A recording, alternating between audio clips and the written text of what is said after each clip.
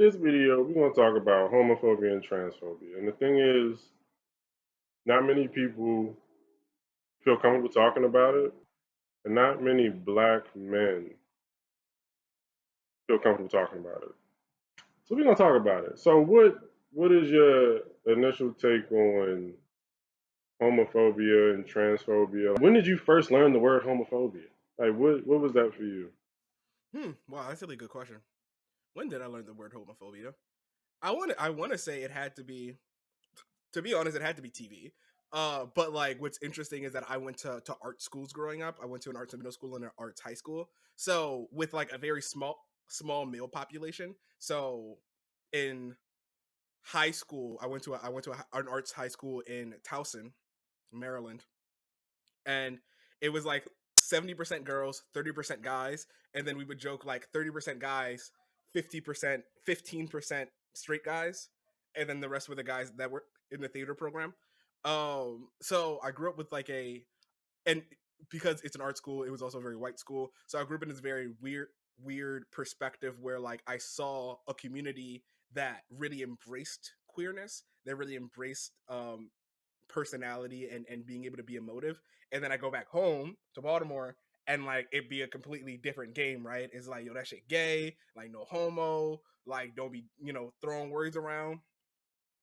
And I think at the end of the day, what's very interesting about black masculinity and I think transgendered and just queer issues in general is that it feels like an attack on masculinity. Like I feel like black men treat it like an attack on masculinity because to be a gay man in their eyes is to be the opposite of masculine because being gay to them is effeminate rather than like just like a sexual orientation.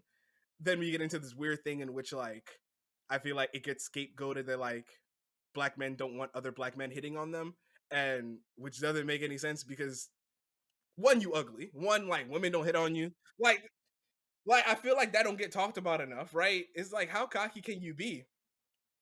Like, you can't even get shorty down the road. You think somebody's like coming over? You think you think somebody's gonna catfish you on Tinder to try to get at you? Like the recklessness. But I think the reason why we don't talk about it is because it's difficult to talk about without us also admitting we would you would have to open your mind. I'll put it like that. I think it's not hard for us to talk about, even though we're in that demographic, because like our minds are already open to the fact that like something like this just doesn't matter. Like an interesting thing that I've been thinking about lately about my role and how I see masculinity and the patriarchy is that I was taught that this was the world, and now I realize that patriarchy is a way of seeing the world, and I have to choose whatever action whether or not I want to ascribe by what the school of teaching has taught me.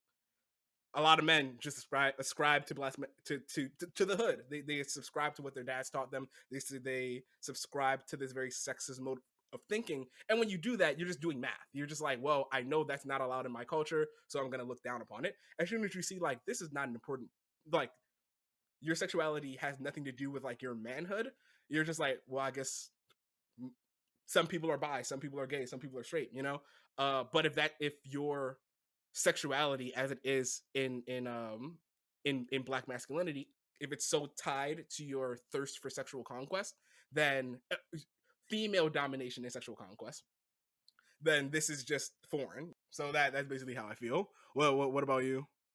So the first time I actually did come across anything that was anti-gay men, specifically anti-gay men, it was probably in high school when I realized that it was homophobia. I still didn't know that term, but the concept was clear as day in high school. But I did know and see it in middle school as well. But I didn't think about it as homophobia. I didn't see it as a concept that was anti gay men specifically. I saw it as gay being weird. Like, gay wasn't necessarily like bad or something to hate, it was just weird. So to say, oh, that's gay, it just meant it was weird. What's crazy is that the word that's what the word queer means. I'll never forget my one of my favorite classes in undergrad was taking this gender studies course called the queer child, and they were like, where the word queer comes from just means not normal. Like it just does mean weird. But then they just assigned it to like this particular thing that we felt was weird, and then kind of that terminology kind of stuck. And from that, like queer people would then, or I have no idea how long like we started using gay for sexual orientation, but it kind of got lumped into there. Which and so I agree with your point, especially thinking back to my own history, whereas like a lot of boys they use don't like and gay interchangeably, which is so damaging. That's a crucial point. So in middle school, it was gay equals weird. I never considered it as a sexual orientation, and I never considered it as anti-gay men. And the funny thing was, it was always just the young boys who was using that term. I rarely came across a young girl in middle school who said that's gay. Like that just wasn't a thing. It was specifically young prepubescent boys saying something is weird and substituting the word weird for gay. And I don't even think the boys who were using it like really put it together what they were saying. Like so it was just gay equals weird. But then I get to high school and I come across more people doing the same type of thing, but then I start putting the pieces together where wait, to say this is gay is also linked to a sexual orientation, which is also linked to human beings. So then when you say something is gay, that is also connected to a human being who is gay. And then it's like, wait, so are you inherently saying that this person is insert negative adjective here? And then I was like, wait, hold up. But I shouldn't be laughing at this joke, even though I definitely did my fair share of laughing. Here's the funny thing though. Like in high school, I was just as much a part of the problem because I didn't speak against it. I was just as much a part of the problem because I was also laughing along, even though I never would come out and say, "Yo, that's gay." I just didn't. It just didn't register as something for me to say. But when somebody else said it, I would still laugh. Do you think the true, I guess, damaging part of it is that, well, that's bystander effect, right? And bystander effect is the most dangerous part of bullying if we're really being honest about it. But when you really think about it now, it also was because we were not using gay in the same way. Like, and which is so weird because I remember I got like 2 years ago I had the same conversation like at the barbershop, which is not the place you really want to like stake your ground on trying to change the black community. But at one point, one of like the younger people had said like, yeah, at the end of the day is like that's not even what we mean for real. Like it's interesting that I would like Gen Z, like at this point there's been enough like sort of propaganda around like when you say that's okay, do you know what you're really saying?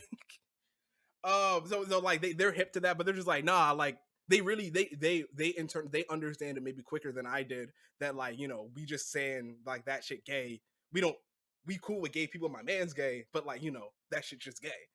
And now like you're making like a dual definition that like that nuance doesn't get explained in conversation. Like you're like, if you're a person who's questioning your sexuality as a black boy, you're just hearing people like always use gay as a bad term, to the point where like it's I might even say it's even a little bit more insidious because it's almost not even a slur now. Now it's just like it's just a rebuttal. So you're hearing it all the time, and it doesn't even have like the grit of like somebody calling you like the N word with the hard R. It's just, you just walk around just passively being invalidated all the time. But I also understand. I think the true issue comes from the fact that if you ask a person who says those kind of jokes, they're like, well, I'm not really saying it like that because don't deep it. I'm just, for some reason I chose this word to define all the things I don't like, which is the part they need to deep. But whatever. Yeah, when that who, and this goes along with any given socially insensitive joke. When you ask somebody, so what do you mean by that? They'd be like, oh, don't look too deep into that. I was just joking. Like, it's only a joke if everybody's laughing and it was, I don't consensual. get it. What's the Y'all thought it joke? was funny. Explain I it to don't me. get it. What was the joke? Because obviously there's a miscommunication here. And then when you ask people to think deeper about what they're saying and what they've been saying for the past 15 years, that's a lie. That is a lot. Now,